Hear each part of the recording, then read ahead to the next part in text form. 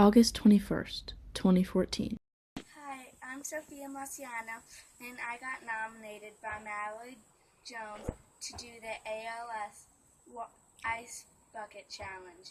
I nominate Michaela Tritlow, Savannah Coy, and Sarah Muello. A little girl being recorded by her mother, soon to be posted on Facebook. This is one of the only times she spoke on camera.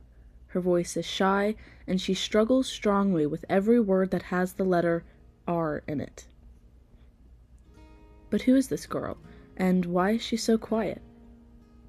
Well, I may hold the answers because it's me.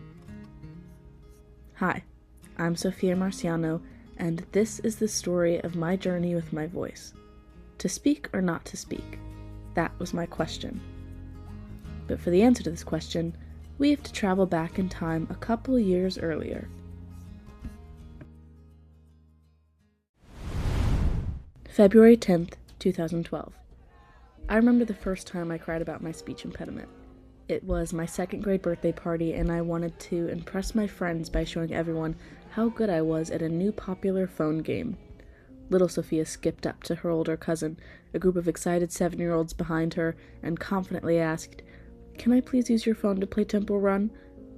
But little Sophia couldn't quite pronounce the name of the game the same way I can now.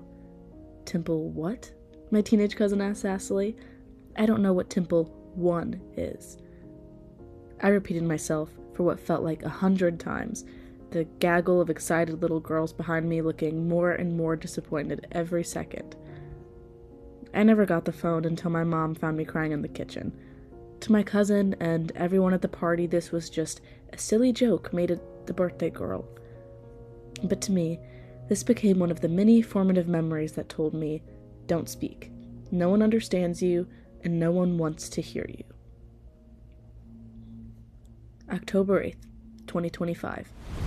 The start of my senior year of college. Yeah, you were always really quiet, and I came to find out that kind of part of the reason that you were so quiet and that you didn't say much, we found out through questions and with the speech therapist, is because people would ask you to repeat yourself or say they didn't understand you. My mom has always been one of my biggest supporters. She was one of the few people who never made me feel scared to speak. I always just felt like I could understand you. I was your mom. Um, I always thought it was the rest of the world's problem. To me, you were just perfect. So it just like nothing else was really, I'm just like, there's nothing wrong here. So, I was a kid who wasn't able to be understood by most people other than her own mother. Eventually, this caused me to stop speaking altogether. So how am I speaking now? Let's go back in time again, a little less far this time. April 1st, 2023. I'm in my sophomore year of college, an English major at Hofstra University in New York, traveling the long way home to Missouri for the weekend from the funeral of my aunt. Back at home, surrounded by family, I completely broke down. I knew I didn't want to just be an English major, but this box I had put myself in was comfortable, safe, and most importantly, didn't require me to say a peep. But I wasn't raised in a house that read novels and silent tranquility. I was raised in a home that played Andrew Lloyd Webber best hits on an old record player over and over and over again. I would stand on my father's feet while he would dance me around the room and sing Christine's part in Phantom of the Opera. I was taken to the theater multiple times a year, and my birthday gifts were always tickets to a new show for me to see. I wanted it.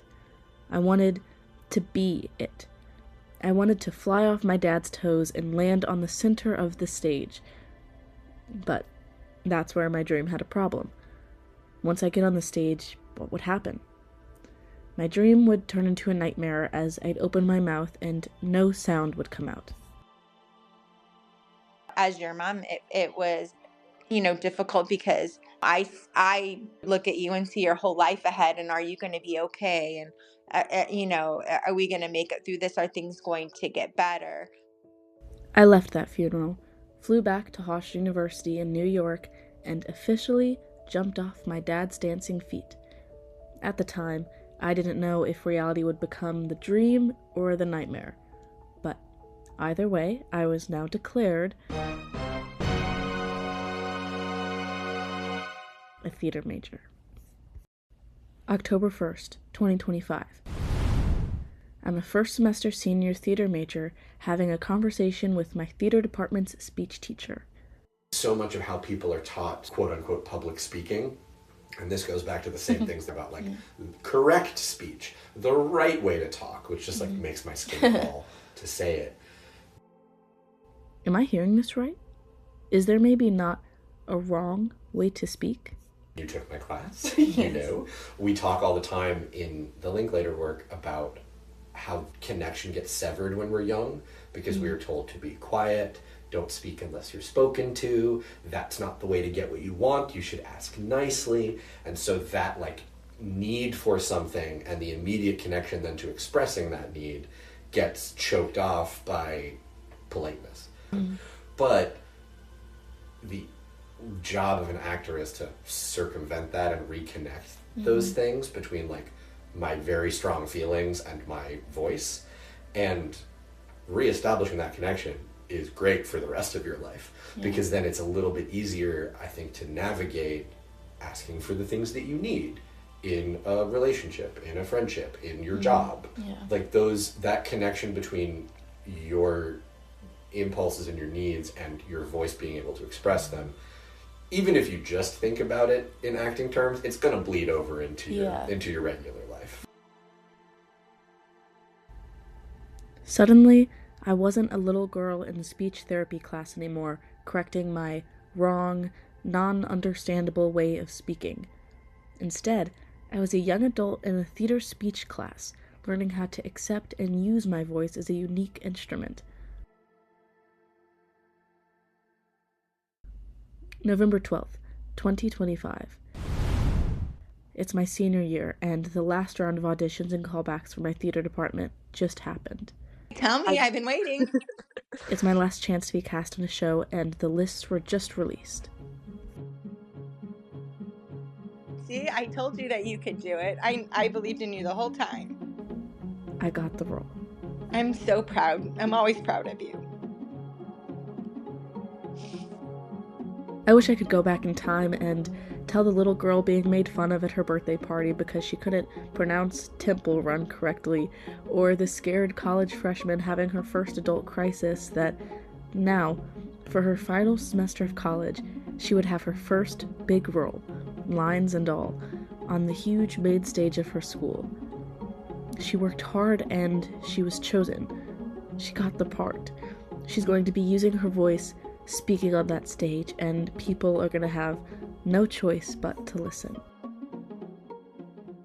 You were so self-conscious about some of that stuff, but you really, once you found your voice, it just, once you kind of cross that line, there's just no stopping you. To speak or not to speak? That was my question. Can you hear me?